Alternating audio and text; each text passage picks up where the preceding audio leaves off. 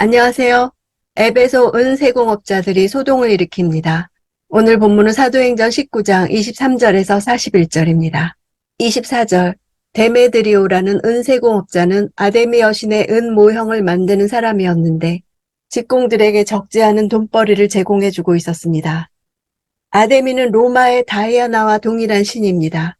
은 모형은 작은 신전 모형 안에 아데미상이 안치되어 있는 형태로 부적으로 사용되거나 가문을 지켜주는 수호신으로 여겨져서 많은 사람들이 개인의 집에 모셔두었기에 그 수요가 많아서 그것을 만드는 사업은 많은 경제적 이익을 가져다 주었습니다.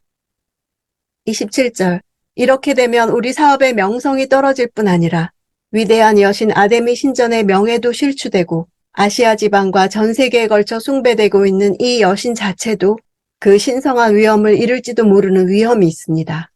헌돈과 데메드리오는 집단 이기심을 자극해서 바울에 대한 적대감에 불을 지르고 있습니다. 사람이 만든 신은 신이 아니다라는 바울의 선포는 아데미 숭배와 정면으로 배치되는 것입니다.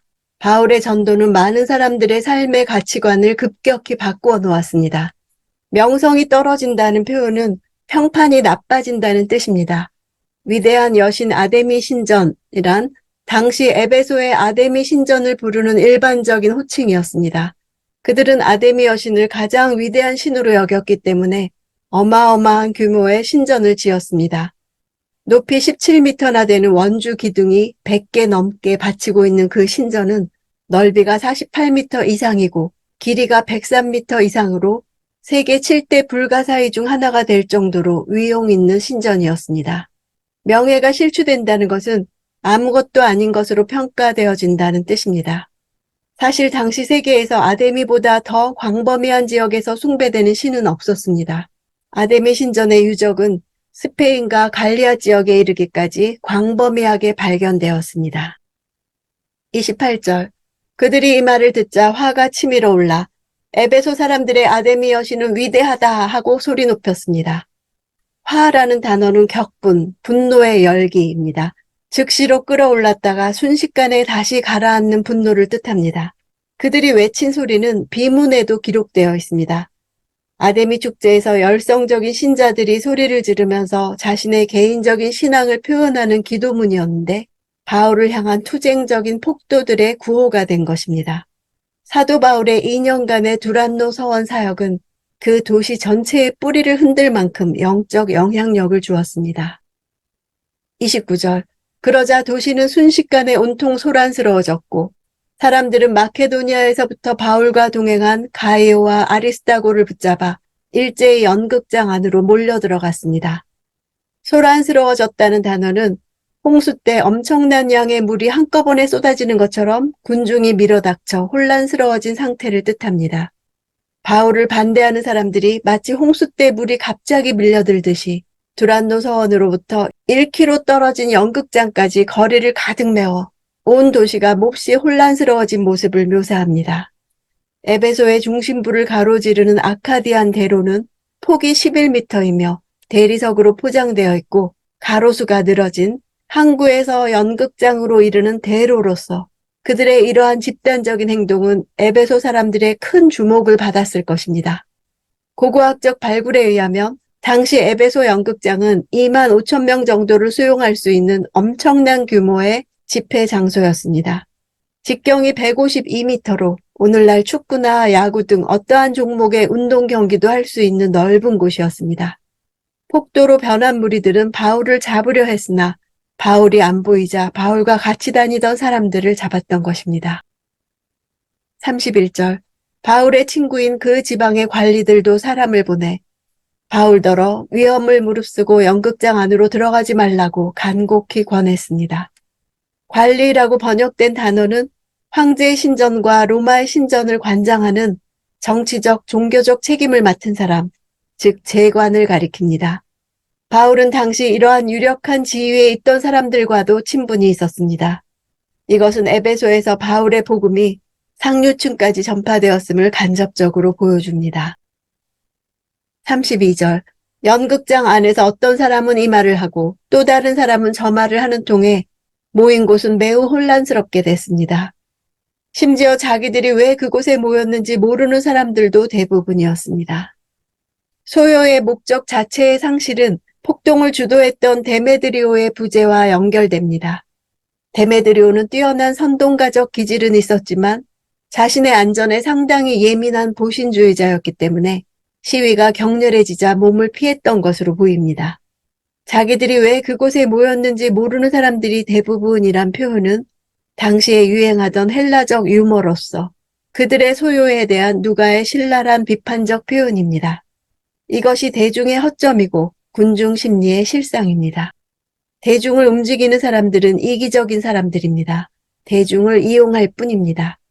데메드리오에 의해 선동된 사람들은 은세공업자들이었으나 아데미 여신에 대한 구호를 외치는 동안 더 많은 무리들이 참여하자 무리들은 통제력을 잃었고 많은 사람들이 이 소요 사태의 정확한 원인이나 목적조차 알지 못하게 되었던 것입니다.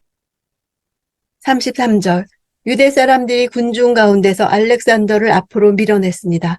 그러자 그는 조용히 하라고 손짓하고 사람들 앞에서 변호하려고 했습니다. 아데미 여신에게 경배하지 않는 자들에 대한 에베소인들의 감정은 반그리스도교적일 뿐 아니라 반유대적이었기 때문에 유대인들은 폭도들의 외침 속에서 자신들에 대한 위협을 느꼈습니다. 알렉산더는 디모데 전서에서도 나오는 구리 세공업자였을 것입니다. 은 모형을 만드는 데 필요한 구리와 은을 제공하는 일에 많은 유대인들이 종사했었습니다. 알렉산더는 자신과 상거래를 하는 자들의 모임에 단순히 참여한 것인데 그 자리에서 데메드리오에 의해 소요가 일어난 것으로 보입니다. 많은 유대인들은 이 소요가 바울과 그가 전하는 복음 때문이라는 사실을 깨달았습니다. 더 큰 문제는 군중들이 그리스도인들과 유대인들을 구분하지 않고 있다는 것을 발견한 것입니다. 35절 마침내 에베소 시청 서기관이 사람들을 진정시키고 말했습니다. 에베소 시민들이여, 이 에베소 도시가 위대한 아데미의 신전과 하늘에서 내려온 그 신상을 지키고 있는 것을 온 세상이 다 알지 않습니까? 서기관은 에베소 도시의 가장 중요한 행정관으로서 법령을 위반하고 도시를 관리하고 특히 집회관장을 책임지며 총독과 직접 대면하여 논의할 수 있는 직책의 사람이었습니다. 심지어 서기관은 자신이 직책을 맡고 있는 동안 에베소에서 발행되는 동전에 그 이름이 기록될 정도로 높은 위치에 있던 사람이었습니다. 그가 하는 가장 중요한 일 중에 하나는 에베소 도시에서 일어난 사실을 총독이나 로마 당국에 보고하는 것입니다. 따라서 에베소에서 불법 집회나 무질서한 폭동이 일어났다는 것은 그에게 매우 심각한 문제였습니다. 신상을 지키고 있는 것이란 말은 신전지기라는 뜻입니다. 처음에는 신전을 지키고 관리하는 사람을 가리키다가 후에는 신전을 잘 섬기고 숭배하는 도시를 가리키게 되었습니다. 이 말이 에베소 도시에 정식으로 사용되기 시작한 것은 에베소가 황제 신전과 아데미 신전을 건축하고 헌당식을 하고 이런 문구를 동전에 찍어 발행하게 되면서부터입니다. 당시 사람들은 제우스를 하늘을 다스리는 주권자라고 생각해서 하늘에서 떨어진 것은 제우스의 선물로 여기는 정서가 있었습니다. 에베소에 있는 아데미 신전에는 하늘에서 떨어진 운석을 신으로 섬기고 있었습니다. 서기관은 에베소가 아데미의 신전이 있을 뿐 아니라 하늘에서 직접 떨어진 신으로 숭배되는 운석까지 가진 명성 있는 도시임을 내세움으로써 군중들의 종교적 허영심을 만족시켜 소요를 진정시키려 했던 것입니다. 39절 그 밖에 여러분이 제기하고 싶은 문제가 더 있다면 그것은 정식 집회에서 해결해야 할 것입니다. 서기관은 관리답게 법적 절차를 정확하게 알고 있었고 그것을 폭도들에게 차근차근 설명했습니다. 개인적인 불만이 있을 때에는 지방 총독이 여는 재판에 소송을 신청해야 하고 공적인 것일 때에는 정식으로 집회의 안건을 등록해 결정해야 함을 가르쳐주고 있습니다. 정식 집회는 한 달에 3번씩 열리는 시의회를 가리킵니다. 불법적인 폭도들의 집회와 대조되는 합법적인 집회를 가리킵니다. 당시 로마는 다양한 민족과 각기 다른 전통을 가진 로마 제국 내의 식민지를 효과적으로 통치하기 위해 식민지 도시들에게 시의회를 소집할 권리와 자유를 주었습니다.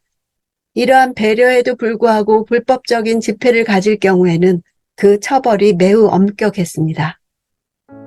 로마의 법이라는 공권력의 보호가 없었다면 겨우 뿌리를 내리기 시작한 그리스도교가 로마 제국 전체에 골고루 전파되는 데는 많은 어려움이 있었을 것입니다. 역사의 주관자이신 하나님께서는 바로 로마라는 세속 권력을 사용하여 그리스도교가 땅끝까지 전파되는 토양을 일구셨던 것입니다. 즉 잘 정비된 로마의 교통이나 로마의 치안과 더불어 로마의 법을 이용하셔서 초기에 그리스도교가 단기간에 크게 팽창할 수 있도록 하셨습니다. 이어지는 네로 황제의 그리스도인 박해나 도미티아누스 황제의 대규모 박해로 인해 그리스도교는 로마 제국에서 더 이상 합법적인 종교로 취급될 수 없게 되었습니다.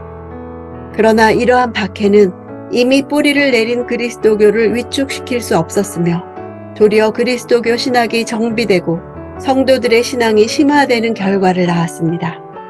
하나님의 능력은 절대적인 인간의 계획들을 뒤엎으시고 그 대신에 그분 자신의 계획을 성취시키십니다. 폭군들은 잠시 교회를 억압하고 복음의 전파를 방해할 수 있지만 그들은 오래 지속되지 못합니다. 결국에 가서 그들의 나라는 무너지고 그들의 교만은 수치를 당할 것입니다.